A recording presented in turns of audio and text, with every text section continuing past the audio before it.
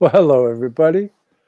My name is John Barnwell, and I'm here with Dr. Douglas Gabriel and Joe Visconti. And today we're going to have a conversation regarding Rudolf Steiner's uh, indications regarding the alpha and the omega. And of course, as is the usual fare, we'll no doubt go down some very interesting avenues in attempting to widen the picture of what we're discussing. And so that's all well and good. Well, hello, gentlemen. And remember, we have to kind of work with our mute buttons because it garbles on this particular stream service if you talk at the same time. But people are starting to drop in. And so I think I'll say hi to Douglas first. Hello, Douglas. Hello, John. How you feeling? I'm feeling fine. Hello, Joe. Hello, there he John. is. Mea culpa, mea culpa. So I thought about this conversation, and this is really the first time that the three of us have done the mind meld and try to come to terms with something that we've all studied for our whole life.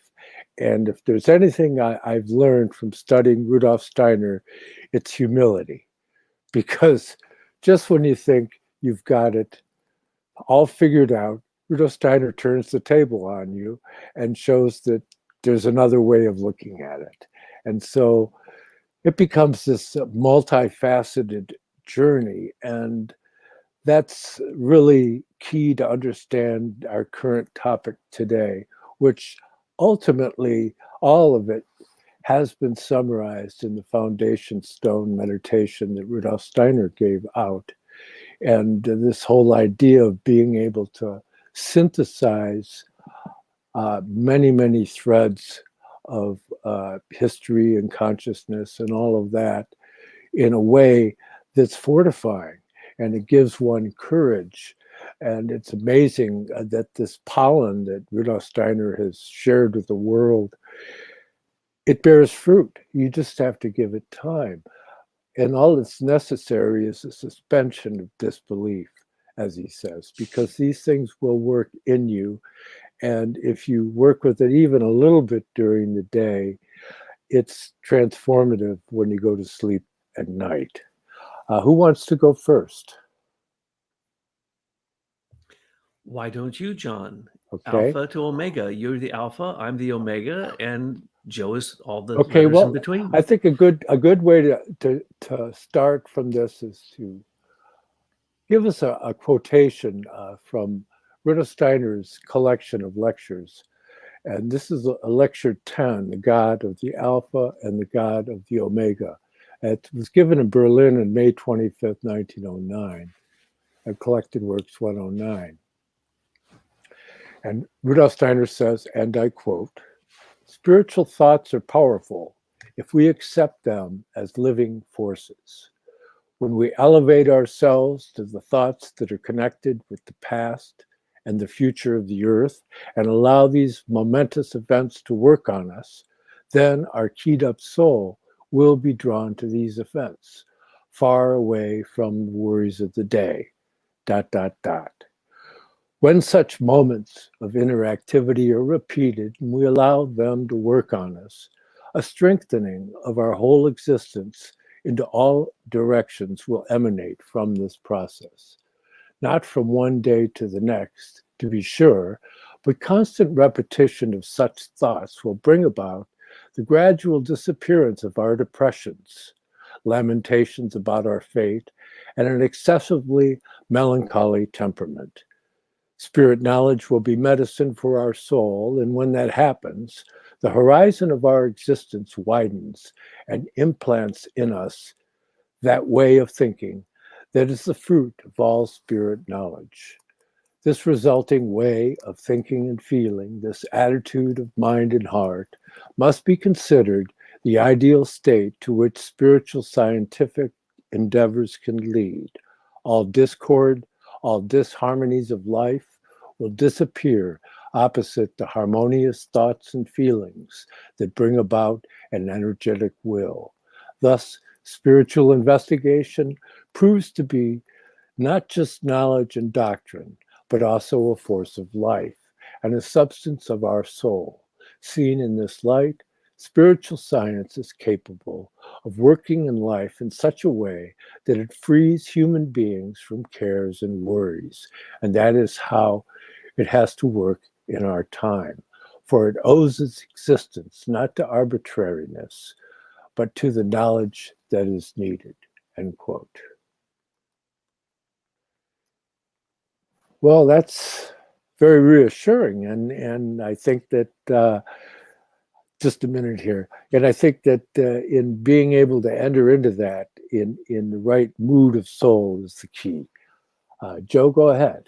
Well, based on the last sentence that you just spoke, I think the two different statements that Steiner makes on strength and security go hand in hand with that. The last reading of that statement of yours.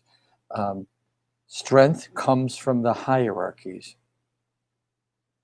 Security comes from knowing that we come from out of the invisible. Those two things are like the cornerstone or the pillars that really go with that statement you made about the strength and what the spiritual science will do to your being. But the strength that it brings, because that's what it brings, it comes from the hierarchies, not from pharmaceutical, not from the things that the world believes that strength comes from. But more importantly, the security, which is so needed in our time because of the nervous conditions and just the materialism gone wild in the world. Children on all types of medications, all just legal, never mind illegal drugs and alcohol. And so there's a lack of security because there's a lack of understanding that we come from out of the invisible, that which can't be seen with the five senses. I just wanted to add that little thing to what you read.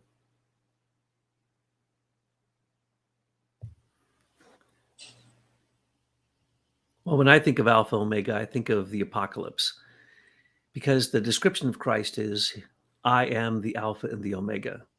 And unfortunately, in our time, most people just get caught up in the beginning of it and don't get to the Omega. As a matter of fact, in education, we always look for the Alpha child. And as a longtime educator, I found out the Alpha child's not who you need to focus on. They were born with great capacity, some of those children, but the one you really want to focus on is the Omega child. Matter of fact, I'm pretty sure I invented this concept that in every classroom, you need to find the Omega child and bring them forward. And when you do, everyone else comes along. So in the apocalypse, what he's saying, I am the Alpha and the Omega, means I am the past. And then he says right after, I am the past, the present, and the future. That's a cosmology. And it's that cosmology that'll give you the security in yourself, the strength to go on, to know that the future is already being worked on by many spiritual beings.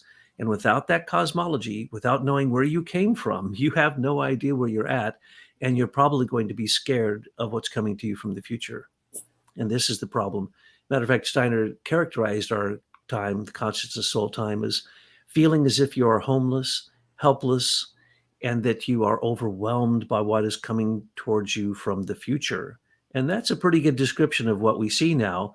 And most people, I'm sorry to have to say, certainly more than 51% of people out there have forgotten the past. They've forgotten the Alpha, and they have no real hope for the future. They are, in fact, stuck in the images of Revelation, tribulation, the vials of wrath, the seven trumpets, all these horrible things going on right now as they look around.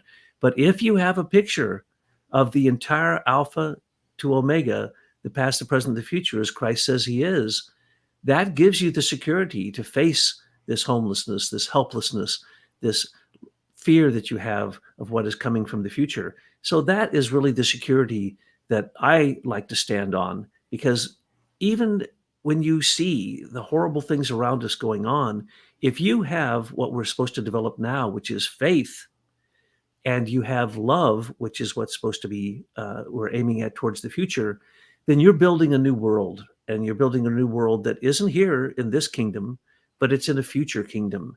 And that faith to know that every single thing you do really, to me, is the manifestation of what a cosmology is supposed to be about.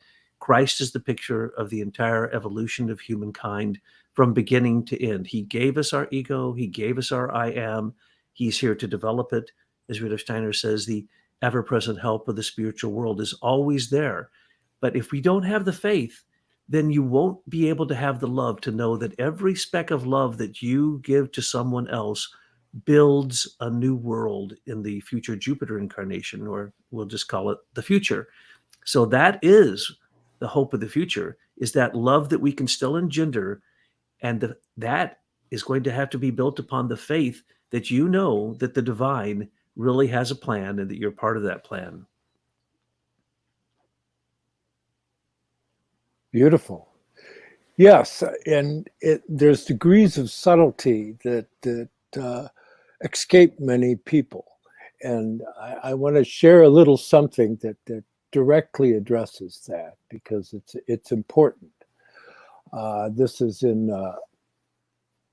a talk that Rudolf Steiner gave in Munich on February 12th, 1911. And he says, moderns are divided into two groups. Those who seek Theosophy, and it's because it's the early period that he's talking about Theosophy rather than anthroposophy. So you could think as anthroposophy when it says Theosophy. Anyways, I'll start again. Quote, moderns are divided into two groups. Those who seek Theosophy because it gives them what they were striving for, and those who don't know what to do with it, and therefore are opposed to it. Since November 1879, a few individuals have become mature enough to take in theosophical teachings, but it's only a small host, whereas other moderns are still unable to acquire the teachings and therefore consider them to be fantastic ideas and dreams, or even get angry about them. When people who prove to be receptive for theosophical teachings let the latter work upon them, their etheric body begins to oscillate slightly. On the other hand, someone who is lost in external things acquires an expanded and rarefied etheric body. And so when such a person hears some spiritual teachings, it's as if the wind were blowing through a cleft in the etheric body, which has announced itself in them as fear, but manifests outwardly as doubt. This individual only notices the doubts, but they're actually the expression of fear and anxiety that have moved into their rarefied etheric body as into a vacuum and have become noticeable there as doubt. And so we can't help an individual who behaves in a rejective manner. It's better not to bother them with Theosophy. But whenever an opportunity arises, we should quietly let theosophical ideas flow in according to the principle, steady dripping hollows the stone. For we only have another 400 years or so to give these teachings in a theosophical form to all mankind, so that everyone will have an opportunity. For those who resist them now will be born again within the next 4 centuries. Consequently, a suitable number of individuals must be present who then represent Theosophy in the right way. End quote.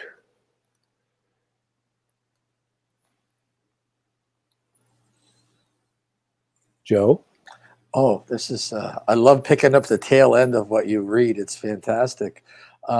Again, that fear, I know Doug will agree with me, the fear of our time also is this numerical equivalent where everything is measure, number, and weight.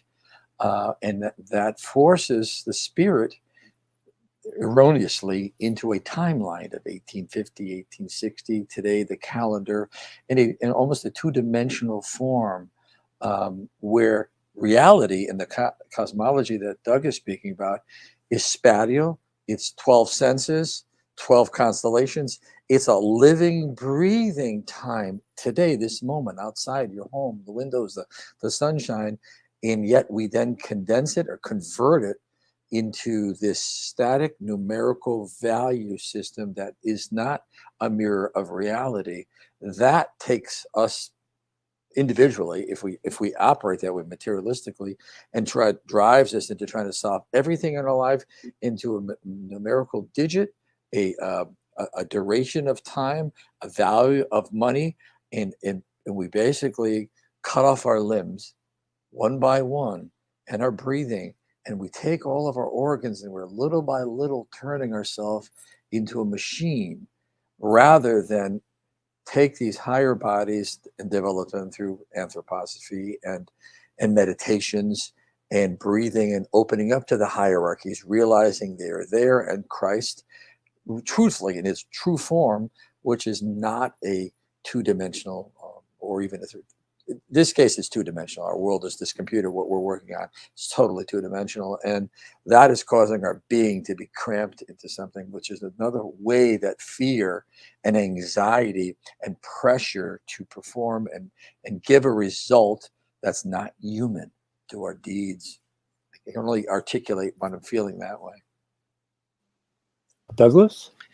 Yes, the reference that you just made was very indicative of the etheric body.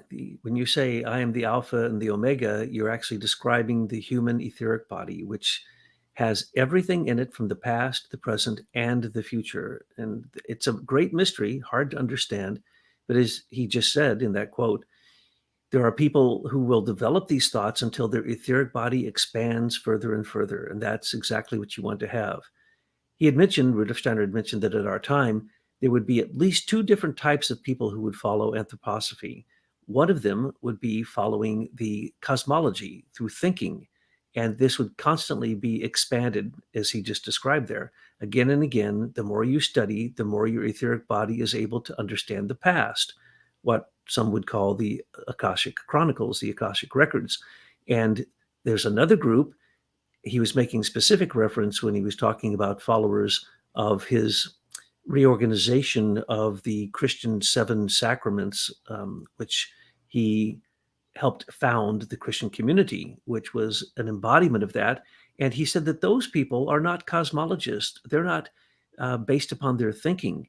So they don't have to do as much work. They simply follow their heart, and they follow the reverence, awe, and devotion to Christ in their heart. But in the end, both groups arrive at the same thing. If they have the courage, if they have the strength, and if they have a foundation that is built upon Christ, who understands the past, the present, and the future. So it's very clear that sometimes you'll talk to an anthroposophist and they want to know tiny, tiny details about the things that most people have no interest in whatsoever. And that's okay. You don't have to have encyclopedic mind like John Barnwell's. You can just be a little guy like me who says, no, I believe. Why do I believe? Well, I don't even know why I believe, but I have the faith. And that's where we're at in this age. In the future, he pointed out, and not too distant future. And as a matter of fact, your quote there talks about 400 years. And of course, it's been 100 years since Steiner. So 300 years, we are going to get to the place where we begin to experience Christ directly and the being of anthroposophia directly. Some will just say, anthroposophia, come into me and help me take each step towards Christ, which is recorded then through Sophia as your midwife of your spiritual nature. But then there are the other people who have to have the details, and they'll argue about the details. As a matter of fact, unfortunately, I'm in a few arguments with some anthroposophists who I totally disagree with, and I get into back and forth with them. Matter of fact, I've written a couple articles to one person who believes that he understands the elemental world, but he doesn't. And unfortunately, he's one of the top lecturers in the anthroposophic world right now, both in America and the rest of the world. But in fact, he is really basing it all upon his feelings. He hasn't done the homework to study Steiner. But if you do the homework to study Steiner, you might have to be ready for a philosophical debate that hopefully will open you up to more of these details. And oftentimes in our talks, we bring these details forth for you. And I know people who are very deep anthroposophists who watch every one of these broadcasts and then will respond and tell me later what they thought about it. And they're very thankful because we do get into the details, but at the same time, it's not just the thinking, the details, the feeling, which is your faith, but it's also the application. So if you're going to apply anthroposophy, then you need to make sure that your thoughts are very clear and that your cosmology is in alignment with the true growth and development of the human I am, the gift of Christ, as our I am in our soul reaches up into our spirit, our Christ and self, our Christ and I am, because that's what's going to give you the ability to do something about this. And that's what I love about Rudolf Steiner. When people say, talk about Rudolf Steiner, they're going to say, well, there's eurythmy and there's the special architecture, there's the Camp Hill communities, there's the all these different avenues, education, Waldorf education, biodynamics, all these things that he developed are applications. But when you go and you meet people in those specific areas, and right now there's a crisis in Waldorf education because they want nothing to do with the thinking. They want nothing to do with the cosmology whatsoever. They only want the application. And therefore, they're missing the devotion, the awe, the reverence that you would have if you studied the cosmology and you studied the part that thinking can get you to.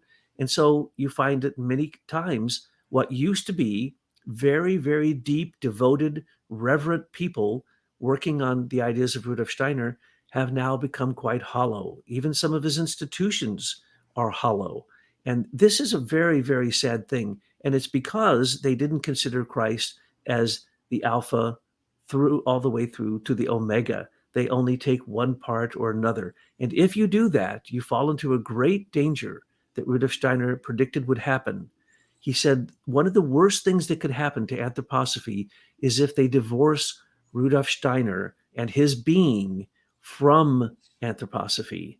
And that's the reason that he laid a second foundation stone, which we'll be talking about in the future, I believe.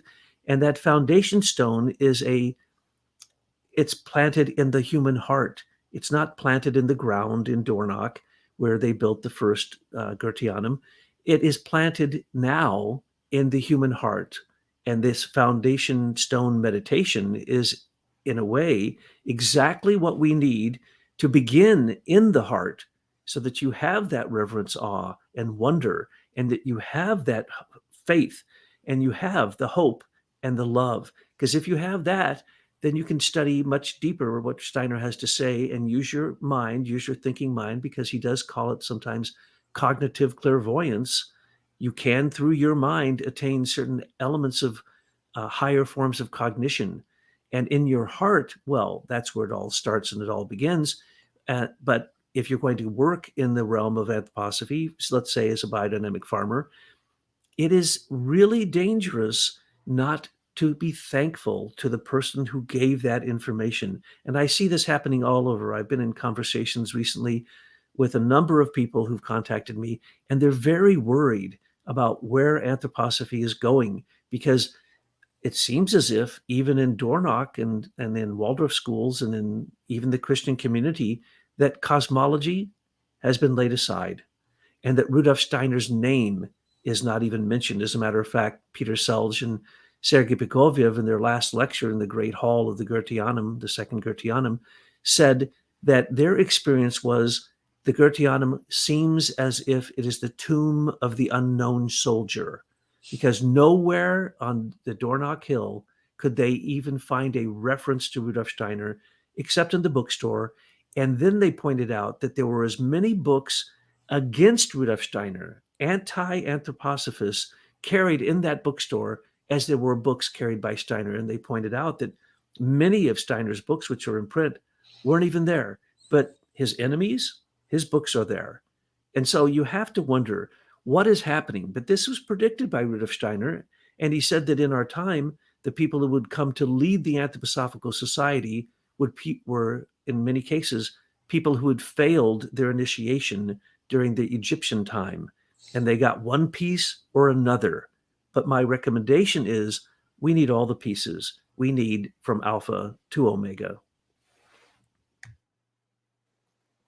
Yes, that's the world in which we're living today. We see it's going into level after level of what you might call granulation, to where it seems as if there's this disassociation happening, and people feel as if they're basically dissolving, and that leaves them in that sense of alienation. And the reason I wanted to go in the direction that we're going today is because it's not necessary to feel that way. And I want to let people know that it's okay if you feel that way, but there is another way. And Rudolf Steiner is very, very clear about that in pointing out the fortification that results from studying spiritual science and what it can do, because again, he says that the terminology that we use, people complain, why is it so complicated and all that? And he says, well, this is the Christ language. This is the language that we need to be able to take up the gifts that Christ is meant to give to us. And of course, I'm just paraphrasing, but that's that whole idea that when you start to understand the scheme of evolution through the sevenfold stages of Saturn, Sun, Moon, Earth, Jupiter, Venus, and Vulcan, which sounds so almost crazy to some people, and they're perhaps not ready for it. That's okay. They will have opportunities, as it says in that quotation, in the future to be able to try and come to terms with this if they choose to. And so it's that whole freedom thing. And Rudolf Steiner, again, was very, very clear that only a small number of people would be able to take this up in its initial phases. But it's crucial that there are people that do take it up, and they take it up in both modalities, both the alpha and the omega. And one way of looking at this is pointed out in the 10th lecture from the Principle of Spiritual Economy. And in there, he points out that when you go all the way back to the Atlantean period, you have individuals that are exceedingly clairvoyant, capable of perceiving divine spiritual beings. But after Atlantis sunk and we got into the old Indian period, which is what we would consider the Stone Age, really, and that's 10, 15,000 years ago. But that during that period, the teaching was presented in a fashion that was in harmony with the stage of development of mankind. And so the teaching was pointing out that the world is an illusion, and there was this striving for the spiritual realms that's expressed so strongly in that Indian culture. And so that cultural age went on for 2,160 years until the Persian period. As we move forward in time, these clairvoyant forces are subsiding. They're passing away. And so when you get to the Persian period, those clairvoyant forces were only capable of seeing lower orders of being in their clairvoyance. And so it took a great individual, one of the great leaders of the Sun Mystery Center in Atlantis, Zarathustra, to be able to formulate a path whereby people could love the world and enter into the life of the senses in the physical realm with that wonder, awe, and reverence, and to be able to move into the future, because those old forces of clairvoyance were gradually subsiding. And so through a series of 7 incarnations that Rudolf Steiner points out during the old Persian period, Zarathustra incarnated again and again. Even in one incarnation, he was blind and deaf. And so that he was able to enter into a deeper relationship coming from another modality. But I was able to find supporting documentation for the 7 incarnations of Zarathustra in a reference that I found in the ancient text that had been translated 120 years ago or so, the Desatir. And so it's interesting, and I remember referencing that in a lecture I gave to the Theosophical Society, and our mentor, one of our mentors, Hans Gabriel, was there patiently listening very closely. And I really thoroughly enjoyed the rise that I got out of him when I said that, because people aren't aware that there's actually, oftentimes you'll find a reference by Steiner, and then you'll be digging through, like, not many people I know have dug through as many things as I have. I have a 4-volume bibliography just on ancient cultures that I put together. But you find these things that they're there. They're in the documents. Like, for example, the Atlantis. It's mentioned all over the place. And to say, oh, it didn't exist, or they try to find it, it's the island Tira and the Mediterranean, or they're sticking it all over the place. No, it's in the Atlantic, and Ireland is a remnant of that ancient continent. And so you have these great migrations that were led across. And it's interesting because Rudolf Steiner points out, and this is almost humorous, because the Manu led the least clairvoyant of the people from Atlantis into Central Asia. And they were the ones that were looked down upon by the other great magicians of Atlantis, that these people were like, much like anthroposophists is today, looked down upon, like they're often in some kind of la la land or something. But nonetheless, he leads these what he considered the people that were ripe for what was moving into the future across Europe into Central Asia. And there's also another stream that was led across North Africa. And so you have all these great migrations coming about and forming these ancient cultures as we move from the clairvoyant perception, and it keeps moving down, and you get into the Egyptian period till it gets to a point where it's a level of despair even, and that you have the lamentations of Isis, and you have that striving to maintain something that gives something familiar to you when you enter into the world of the after death state. And so you have the mummification was devised to give somebody something that they could associate with, because they were losing their capacity to find the spiritual beings in the spiritual world. And then when we get into the Roman period, 2,160 years after that, the saying is, I'd rather be a king on earth, or a pauper on earth, than a king in the realm of the dead. And so you have this descending into material existence, and now we're flowering out of that.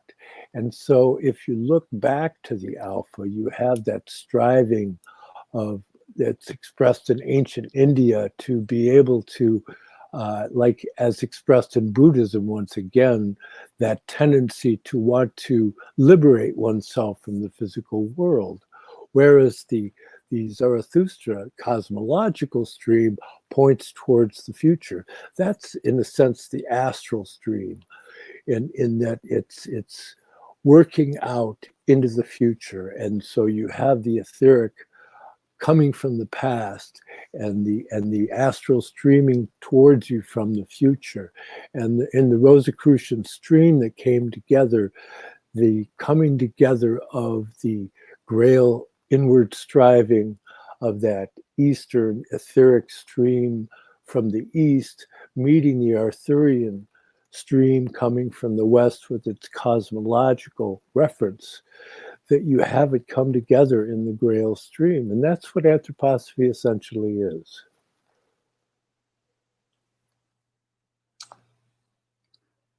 Well, if it's my turn, I always like to deliver things that are applicable in the modern world, from Rudolf Steiner. And over my lifetime, as well as I'm sure you find, gentlemen, you've had so many personal experiences that happen while you're studying and meditating over the decades. And I remember when I was very young working as a union stagehand in our theater, a lot of Broadway shows, musicals, Russian ballet. I noticed things that were occurring, and you could find it everywhere in sacrament, in a mass, in a Broadway production. You find that the Alpha and the Omega, the beginning and the end, I don't know how to say this. I've been thinking about it while you're talking and listening to you, John, because it's so intriguing. But these thoughts streamed in, how there's an ending as you start a production or a mass. There is a beginning in the end. You feel this when the show is taken down and the curtains drawn. There's an ending, the sunset, and there's a new horizon with a sunrise as you load the trucks for the next show that's coming in. Or in your daily life, everyone should feel it during the day, that there is the omega within the alpha.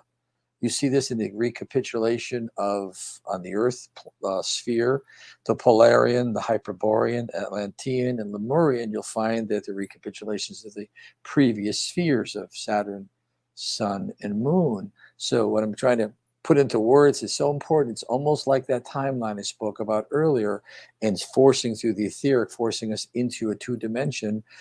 There's also this non-understanding that there's a freedom within the beginning. You can see the whole production right at the very beginning. It plays itself out, or in a mass, or in your daily activity. So you can find, I think Doug can probably articulate this better than I'm trying, but I kind of hooked it and pulling it in the boat as a fish trying to get it into the boat. There is a beginning right at the end. There's an ending as you start a deed or task. Again, these are spatial realities of a true cosmology with recapitulations and incarnations and excarnation. All these things need to be fit in with Rudolf Steiner's Alpha and Omega from Saturn to Vulcan. And along the way, similar to lab experiments in science and materialism, sometimes you'll boil something and then you evaporate it, and then you do an opposite or alchemy, the 9 phases of alchemy steps. You'll do something different the next one. A lot of that, most of that is missing, what I'm trying to get at in our daily life, because we have this cosmology that's materialistic that thinks everything is just linear. The next is the next is the next is the next. And you accumulate wealth, you build it. There's always this growing thing. But our rhythm system, our human being, and the cosmos are completely defined in their processes, completely different. Normally in science or in laboratories, that is shielded from the major public. They don't really see these intricate steps that happen in materialistic science. But in our daily bread and our education, the children and we were never provided with first grade, then second grade, then third grade to understand the alpha, the omega, the ending and the beginning, the transcending, the morphology. I'm getting at all these processes that happen, as Rudolf Steiner explains, through the cosmology of anthroposophy, completely different than our materialistic world. All of it gets us confused, doubtful, fearful, because we are trying to abnormally live our life and all of the things that we do in the world according to a false paradigm, a schizophrenic periodic table. Everything is mixed and not done. So the thing is, with anthroposophy, anyone getting into it or beginning it at any time, that rudimentary beginning of how processes work really should be a pamphlet. We ought to put a pamphlet together of how these things work, and then they can be applied within the study, because they're really not given by this genius Rudolf Steiner. You can mine them like gold panning, but they're not given and provided in just a reflection of, here's a little pamphlet, and here's some of the things that will occur in your study of Saturn to Vulcan.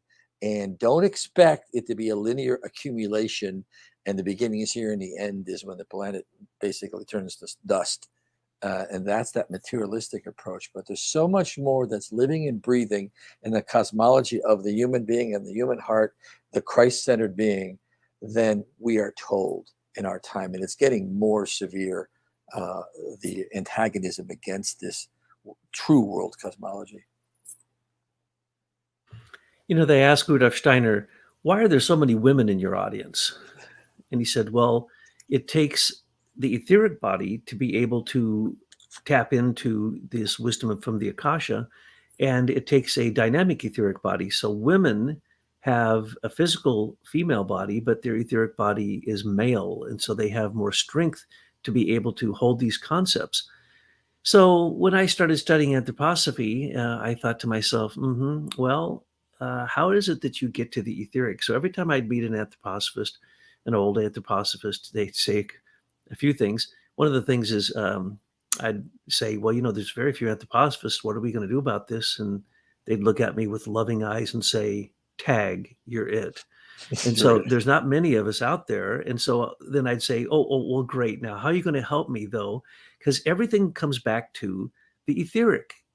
Without any deep subject is going to have to go after the etheric and describe it because it's magical. There is no capacity that the human has to understand the etheric body. And yet we're told as Waldorf teachers, which I was for many years, that that's what you're teaching from age 7 to 14 in the elementary school years. You're teaching the etheric body.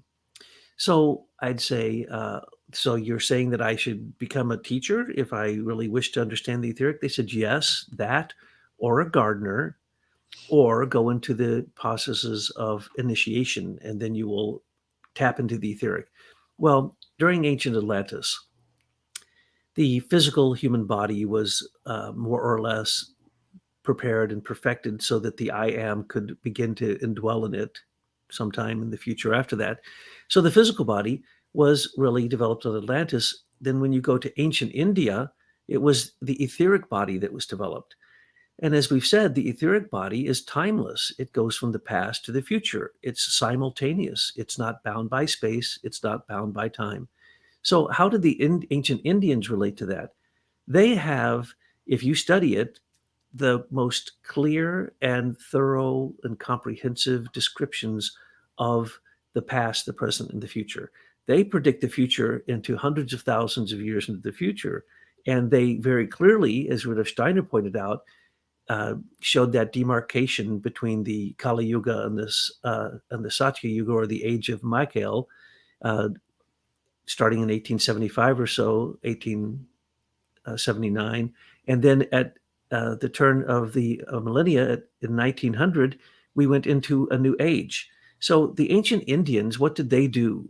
They tried to align their etheric body with, which is a space phenomena, with the time phenomena. And they did a wonderful job. As a matter of fact, there's hardly anything that you're ever going to think that the ancient Indians did not put into the Upanishads or into the Rig Veda or the Mahabharata, or all of their great documents go back to 10,500 BC during the sinking of Atlantis, when the remnant of Atlantis came to the east to the city of Manu, which was in Central Asia. So we can look at these ancient times and say, aha, what is it that has for us in this time? And then if you go to ancient Persia, you realize that Zarathustra, through his many incarnations, was in direct contact with the Logos of the Sun, with Christ, with the second Logos. And Zarathustra, it was said, could see the being of Christ coming to the earth from the sun. And in that sunlight, he received the wisdom. And we have the proof of this because in ancient Persia, in Anatolia, where I believe that is where the Garden of Eden was, we see that there was a crossbreeding of the lily and the rose, the lily with the grasses of the field to create most of our grains, and the roses with the fruiting vines that created our five-petaled fruit trees and plants and vines. And so Zarathustra received a golden dagger through the light of the sun that literally became physical so that he could dig into the earth and be literally the person who created almost, well, certainly 75% of the vegetables and the grains that we eat were crossbred by Zarathustra. And then because they were influenced by the astral, they also crossbred the animals, the domesticated animals, the ones that we have in our home and also the ones that we use as our food. So as you evolved in this picture from the alpha to omega in human development, you can see this recapitulated in the child. Because, as Steiner points out, ontogeny recapitulates phylogeny. In other words, the development of the individual recapitulates the development of the species. So every child that came before me, because I decided, to be a Waldorf teacher and to study biodynamics and to study initiation to see how they all work together, but it was really watching the child.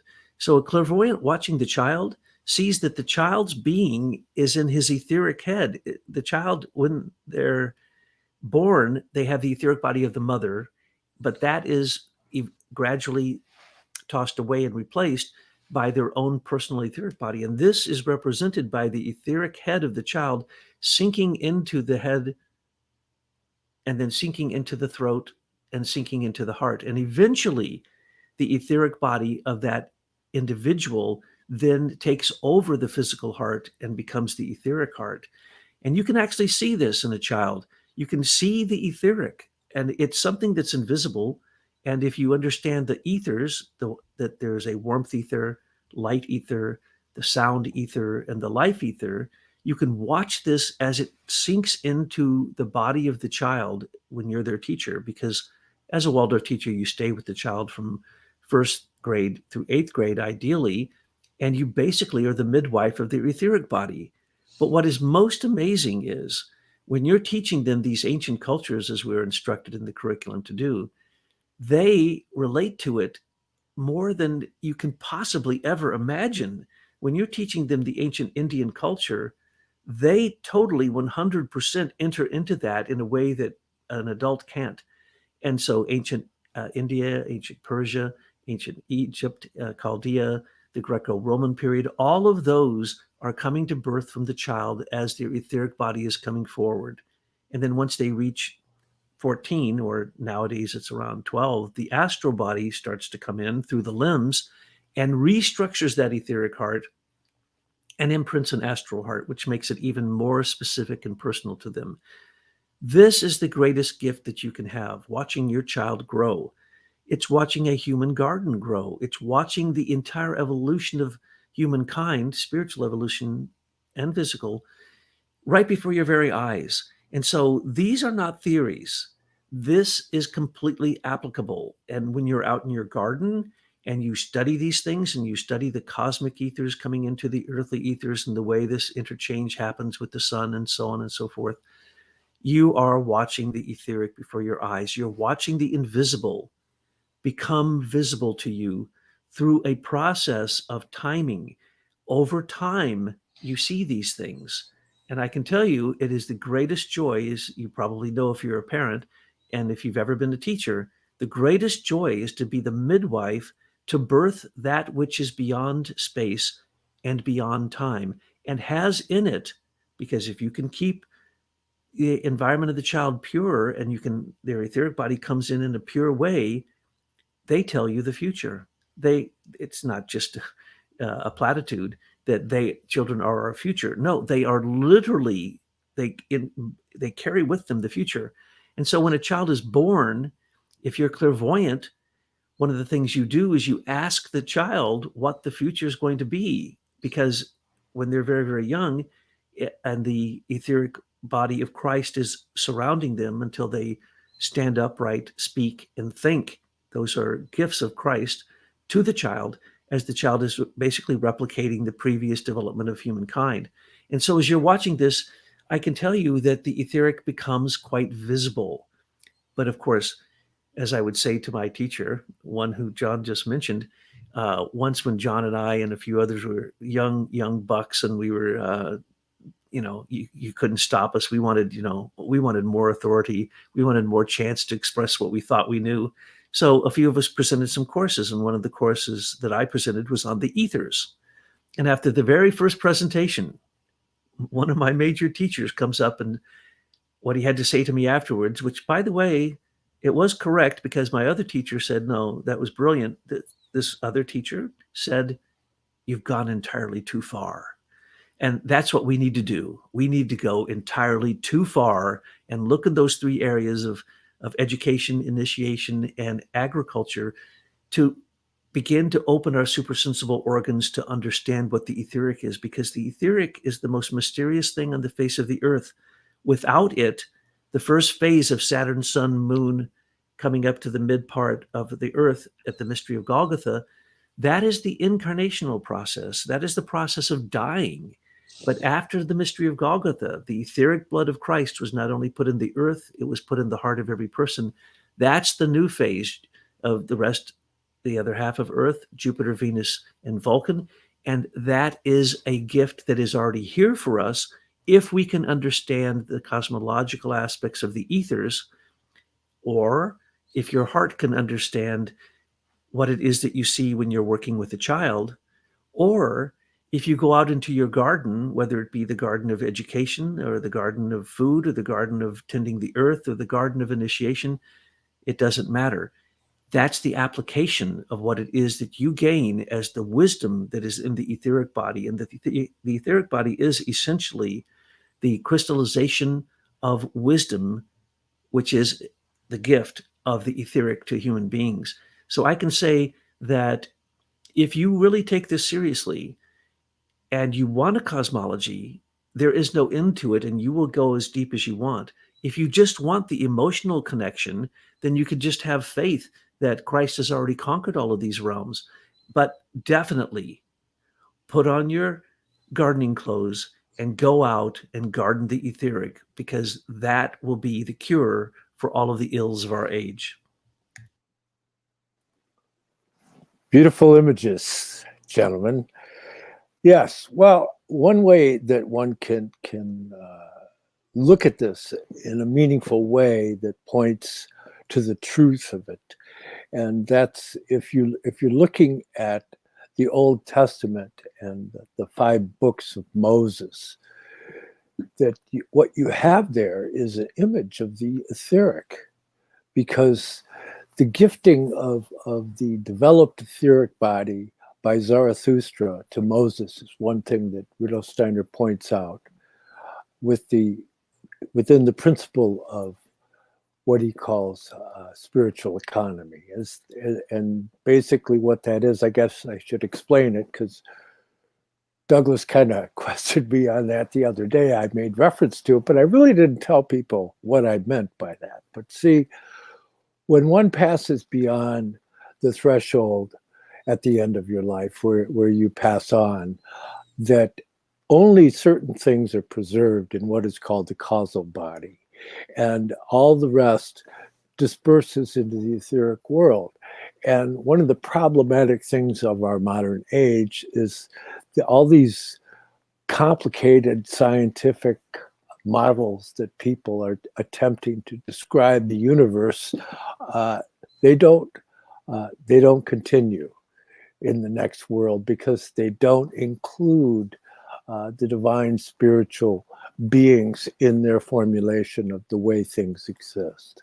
And so that's an important thing to bring to mind. And in case you're having trouble with that, you could try the first 14 verses of the Gospel of John, and that will give you a meaningful way to enter into that concept. But so with Moses, we have that etheric nature. That's that cosmic memory that he's able to express. So he's the individual who wrote Genesis, right? Because he had that living relationship to the world of the etheric, to the being that Rudolf Steiner calls Hermes, is pointing towards the beginning of the pharaonic Egypt. And that he said that Hermes, on the other hand, received that astral body from Zarathustra through spiritual economy, so that when an initiate perfects, whether it's an astral body or an etheric body, or Christ perfecting the human ego, these things are preserved in the spiritual world and can be used as templates, so to speak, that they can, as a seal into wax, that they can imprint a certain rarefied content into your vehicle, so that it can even get to the point to where one might think that somebody in another century was an incarnation of you, and it's well, no, that's not really true.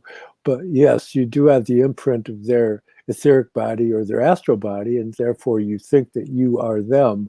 But a great deal of confusion can result from these things. So I kind of advise people, and have over the years, to be very reticent about trying to figure out who you are, because it may just be that you have had a relationship to one of those preserved vehicles at some point in your life, or you may have had an encounter with them before you incarnated. It's so complex, and it's so fascinatingly wonderful to pursue these kinds of subjects. And I don't want to put any restraints on anybody's explorations. I just advise humility. That's basic. That's been my basic tools. I try to remain in the question mode, because I learned a long time ago I couldn't assume that I got it all figured out.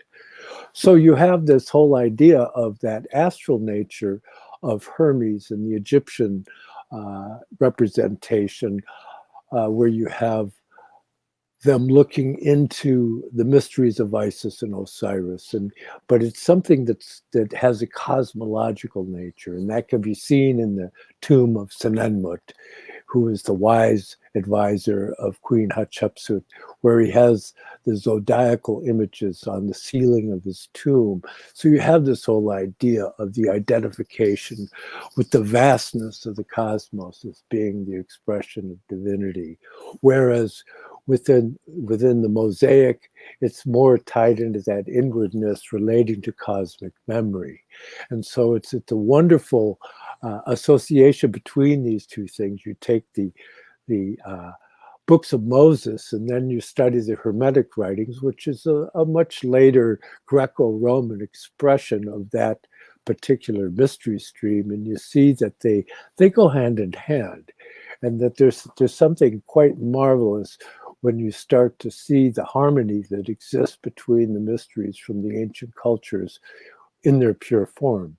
But the problem is that they became inhabited by lower types of beings. And so a lot of the strange accusations you hear regarding mystery centers and all of that in modern parlance is a result of that. There is a habit of the shall we call them the retarded spirits to want to inhabit things that are wholesome and turn them against their initial purpose. So you have all these tendencies that are expressing in the modern world, where lodges and all of that are utilizing them as vehicles of power, and they're not finding that central mystery of love. But yet you have that.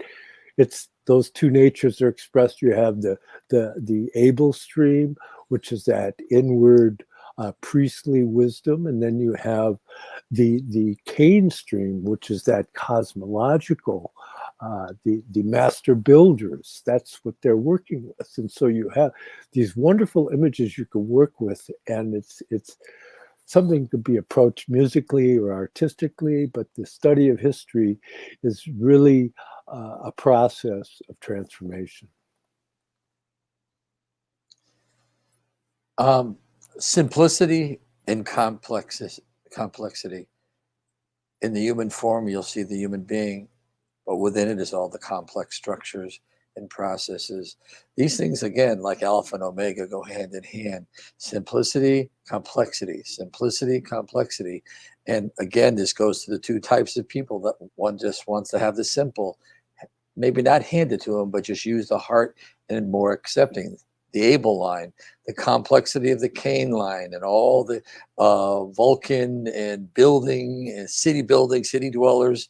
You see this hand in hand throughout all of evolution, and it's something that people with anthroposophy feel that the deep, the deep thoughts and books and meditations become so complex. And I don't know about you fellows, but I like to bob and weave between the complexity and the simplicity, where the planting or the artwork or the drama and the expression can be condensed into simplicity, versus taking it apart and giving it all an autopsy of anthroposophy. But these things go hand in hand, and it's encouraging for those who want to step into this realm to recognize that there's so much that can be found in the simple, and yet there's so much more if your consciousness wants to understand the function that becomes complex. And but those are spiritual beings and hierarchies that have devoted their being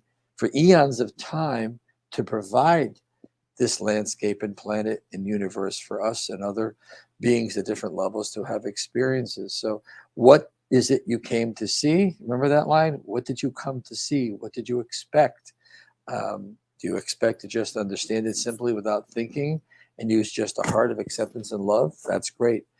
But in our materialistic time, we are the warriors. We're the spiritual warriors that are really, I mentioned this in the last show, I think with John, we are doing more, if you want to quantify, measure, number, and weight, against material science with very simple dialogue and allowing the hierarchies to speak through us in any form or fashion about these issues, then we recognize we don't. It's like King Arthur and his 12 knights. We do not need millions and millions. Very simply, people that are dedicated in their heart to the complexity. And that's what we're dealing with here, the complexity. And forgive us, everyone out there. I try to dumb it down as much as I can, especially for newbies and newcomers, because some of them have flown right by us. And that's what's amazing. And that's what really gives you like, wait a minute, talk about humility, John. They're flying right by us, especially the young people. They can really grasp the spirit so much better. So the value system of what we do. But I do know it's much more powerful, if that's the right word, or forceful, or what's the word? Grace. We're bringing so much more than we recognize, because we're not doing it for power and money. But nevertheless, it is changing the world. And I just think this movement is, with 100 years, is really, I've mentioned it before, we are really on the precipice of so many people wanting to question reality, life, government, politics, big farm, everything, and they want to understand. And for those who don't, God bless them. I had fun when I was younger too and didn't want to know anything. Yeah, I think you're quite right. You're both hitting the nail on the head. When you talk about the etheric, there's always the relative and the absolute view. The relative is right now, but the absolute view is to encompass all the past and the future. And recently, I've been very encouraged because, just as you said, Joe, there are many young people coming to anthroposophy who are advancing so quickly. It does not compare to all the years it took me to understand these few things that I understand. And one of them, I'm going to say hi to him. His name is Jason. He watches all these shows. And I talked with him yesterday. He's from Britain. And he blew my mind with some of the things that he came to explain. Etheric geometry in relationship to the temple of the Hebrews. Amazing. So he's put me onto some things that I now have to go and study, because oftentimes the young people come, they see right through it. And us old dudes, just like I was complaining about one of my old teachers, because I talked about the ethers, I was going too far. Well, this gentleman is working on some theories, which we'll probably be sharing with people when he gets them done. But the point is there's a lot of young people coming in with either grace or mercy or capacities from the past. And you can always talk about the relative, or you can talk about the absolute. And some of these people can talk about the absolute as if it's right there in their palm of their hand, or as John Barnwell always used to tell me, it's a matter of the, how is it that John would say that? He'd say life is the joke of the general upon the particular. And that's the fact. If you could see the full etheric, you'd laugh and you'd say, oh my gosh, my view is so pathetically relative, so absolutely ridiculously small. But we have the capacity right now for everything that we will become in the future. And that's the beauty of the etheric. So when Steiner says in the consciousness soul era that we are oftentimes fearful and overwhelmed by that which is coming to us from the future, if you have Christ on the throne of your heart, you will not be afraid of the future, and you will basically be happy that the future is rushing towards us, because it's bringing to us our higher three selves, the Christen self, that part of ourselves that takes the soul into the spirit. Yes, beautiful. Yeah. When you begin to approach these things and you see the empowerment that arises spontaneously, by the way, in that quote I referenced much earlier, he says that it will just happen. Basically, I'm paraphrasing, but that if you study this Christ language, if you take that up as a challenge to be able to come to terms with understanding these vast epochs of time and all of that, it will change you. You'll start to lose interest in some of the things that might be considered superficial, that you have occupied yourself with over your life. And you have to be okay with that, because you find yourself going, gee, I cared about that, really. And especially like Hollywood movies, it's like they are, I don't even want to go there to talk about that. We're running on a time cycle here, and so I want to share first again the calendar of the soul from week 48, even though we're in week 49. Rudolf Steiner says, within the light that out of the worldwide heights would stream with power toward the soul, may certainty of cosmic thinking arise to solve the soul's enigmas and focus its mighty rays, awaken love in human hearts. And but I want to thank that this podcast has been made possible by the generous support of Tyla and Douglas and Joe and Vadim and Vivian and Brian and Tim and Jenna and Neil and Mark and Maud and Laura, Paula, Rick. There's so many of them. Mary, Ray and Whitney, James and Marilyn. And if I didn't mention you, don't worry, I love you too. But I still have copies of my second book, The Arcana of Light on the Path. It's no longer available on eBay though, but you can contact me directly through the academia link below. And of course, my first volume, I haven't gotten around to reprinting yet, is The Arcana of the Grail Angel. That's a presentation of the vast cosmology of Rudolf Steiner's work. A spiritual science of the holy blood and of the Holy Grail, a study developed out of the work of Rudolf Steiner of the underground streams of esoteric Christianity, which flowed from the Brotherhood of the Holy Grail to the Order of the Knights Templar and the True Rosicrucian Order. And it has that forward by our friend here, Douglas, and all the extensive information regarding the different cultural epochs and extensive bibliography and many diagrams, all of which are reproduced in my other book, The Arcana of Light on the Path. Plus, I added a great many more.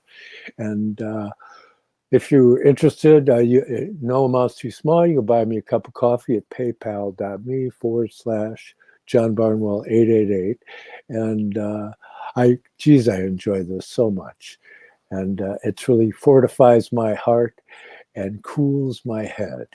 And so I hope that other people have similar results from these endeavors. And I want to thank everybody for showing up. And I want to thank Dr. Douglas Gabriel, my oldest buddy boy, and Joe Visconti, my new old friend. And we do what we can. Click like and subscribe. If there's anything I forgot, boy, I'm sorry. Thank you so much.